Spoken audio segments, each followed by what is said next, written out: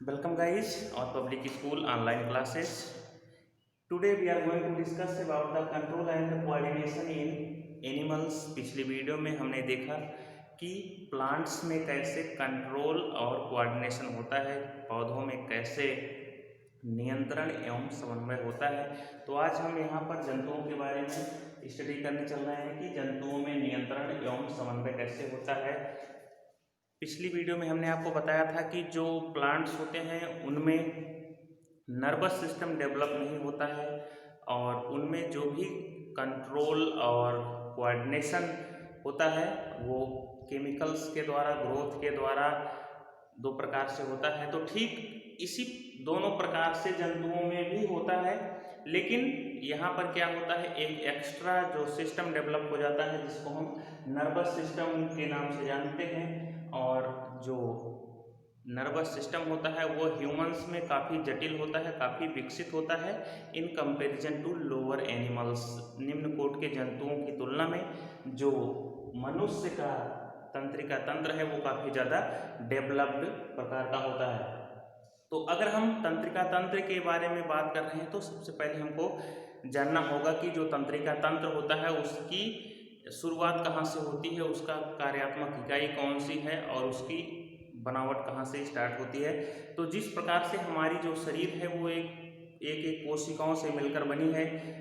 छोटी छोटी कई ऐसी कोशिकाएं जो एक समान प्रकार का कार्य करती हैं, वो आपस में मिलकर टिश्यू का निर्माण करती हैं, ऊतक का निर्माण करती हैं। फिर वो जो टिश्यू होते हैं, ऊतक होते हैं, वो किसी आर्गन का, किसी अंग का निर्माण करते हैं और फिर वो अंग, कई अंग मिलकर आपस में अंग तंत्र का या फिर ऑर्गन सिस्टम का निर्माण करते हैं। तो ठीक यही नियम यहाँ पर भी लागू होता है। जो हमारा नर्वस सिस्टम होता है वो एक विशेष प्रकार की कोशिकाओं से मिलकर बना होता है जिनको हम न्यूरॉन या फिर नर्व सेल बोलते हैं। हिंदी में इसको हम तंत्रिका कोशिका के रूप में जानते हैं।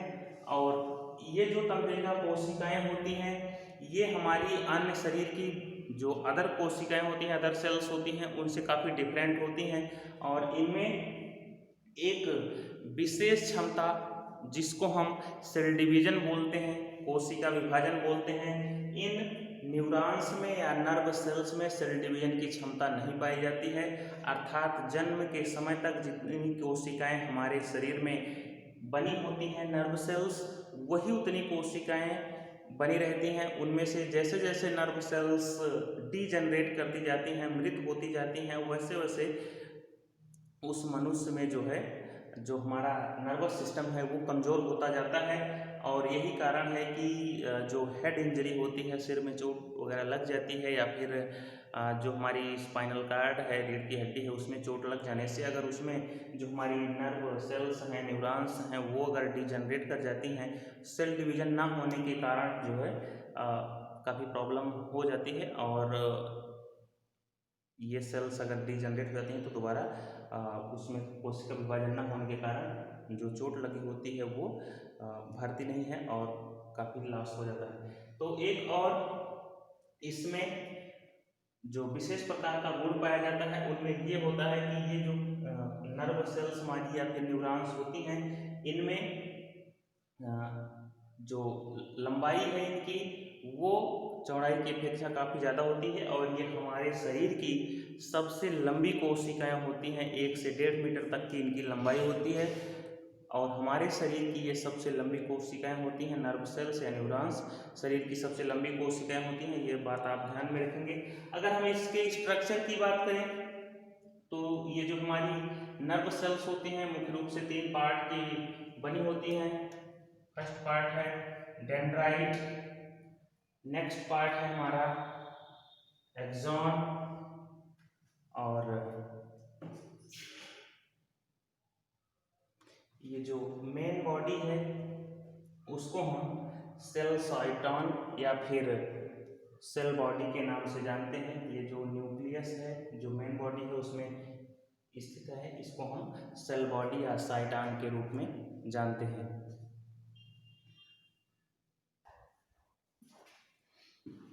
तो अगर हम इसके स्ट्रक्चर के बारे में बात करें, इसकी न्यूरॉन की जो संरचना होती है उसके बारे में बात करें तो ये 3 मेन पार्ट्स होते हैं। सेल बॉडी ये मेन पार्ट आप देख रहे हैं जिसमें सेल ऑर्गेनेल्स, माइटोकॉन्ड्रिया और न्यूक्लियस, ये तमाम सेल स्ट्रक्चर्स इसमें प्रेजेंट हैं। ये पूरी बॉडी इसकी सेल बॉडी या फिर हिंदी में इसको हम कोशिका काय बोलते हैं। उसके बाद एक्सॉन, ये जो लंबा सा स्ट्रक्चर आप देख रहे हैं इसको हम एक्सॉन बोलते हैं। और इसके बाद next third one is dendrites. ये जो आप फिंगर लाइक प्रोजेक्शन देख रहे हैं, अंगुली के समान इसमें कुछ उभार आपको दिख रहे हैं, इन उभार को हम डेंड्राइट बोलते हैं या फिर हिंदी में इसको हम वृक्षिका बोलते हैं। तो यहाँ पर एक एक करके हम देखते हैं। ये जो सेल बॉडी है या फिर कोशिका हिंदी में बोलते हैं हम इसको सेल बॉडी, ये राउंडेड स्ट्रक्चर जिसमें ये साइटोप्लाज्म पूरा फिलअप है, साइटोप्लाज्म भरा हुआ है और सेल ऑर्गेनेल्स जैसे कि न्यूक्लियस, माइटोकॉन्ड्रिया और अदर जो सेल ऑर्गेनेल्स होते हैं, कोशिका होते हैं, ये इसके भीतर प्रेजेंट होते हैं। तो इस स्ट्रक्चर को हम सेल बॉडी कहते हैं। नेक्स्ट हमारा जो ये फिंगर लाइक प्रोजेक्शन आप देख रहे हैं उसको हम डेंड्राइट बोलते हैं। और यहाँ पर ये जो डेंड्राइट होता है ये अगली कोशिका से जोड़ने का काम करता है, जिसको हम जहाँ पर मान लीजिए कोई एक और कोशिका होती तो वहाँ पर इस तरह से उभार होते और इस तरह से, तो यहाँ पर एक और कोशिका अगर इस तरह से आकर जुड़ेगी ऐसे, इसमें कनेक्शन होता है। और ये जो यहाँ पर दो आपस में कोशिकाएं जुड़ती हैं उस जंक्शन को हम न्यूरोमस्कुलर जंक्शन बोलते हैं। न्यूरोमस्कुलर जंक्शन, जहाँ पर ये कोशिकाएं, दो कोशिकाएं आपस में डेंड्राइट और सिनैप्टिक नॉब आपस में जुड़ती हैं, उस जंक्शन को, उस जोड़ के स्थान को हम न्यूरोमस्कुलर जंक्शन बोलते हैं। नेक्स्ट हमारा है एक्सॉन। ये सबसे लंबा वाला स्ट्रक्चर जो है इसमें एक्सॉन कहलाता है। और ठीक इसी प्रकार से एक्सॉन का जो लास्ट एंड, जिसको हम यहाँ पर कुछ नॉब लाइक स्ट्रक्चर्स होते हैं, नॉब में से घुंडी की जैसी समान संरचनाएं होती हैं जिसको हम सिनैप्टिक नॉब बोलते हैं। और ये जो एक्सॉन आप देख रहे हैं, एक्सॉन की जो बाहरी लेयर होती है, बाहर की परत होती है, उसको हम न्यूरिलेमा बोलते हैं। और ये जो एक्सॉन होती है एक विशेष प्रकार की प्रोटीन जिसको हम माइलिन बोलते हैं, माइलिन प्रोटीन बोलते हैं। यहाँ पर ये माइलिन की एक लेयर इस पर सभी प्रकार की नर्व कोशिकाओं में नहीं पाई जाती है। ध्यान दीजिएगा, ये जो माइलिन प्रोटीन है सभी प्रकार की कोशिकाओं में नहीं पाई जाती है, केवल कुछ प्रकार की नर्व सेल्स में ये कंडीशन पाई जाती है।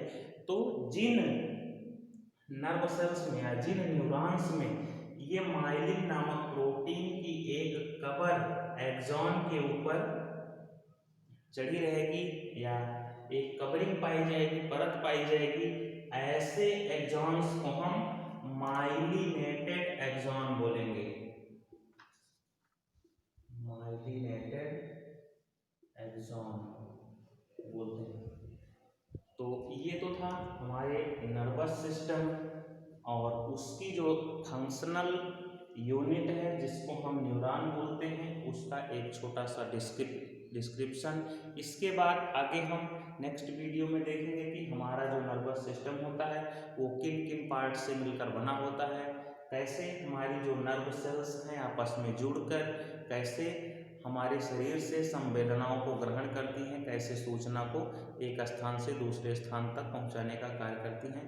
पूरा नर्वस सिस्टम आप देखेंगे उस वीडियो में। Thank you.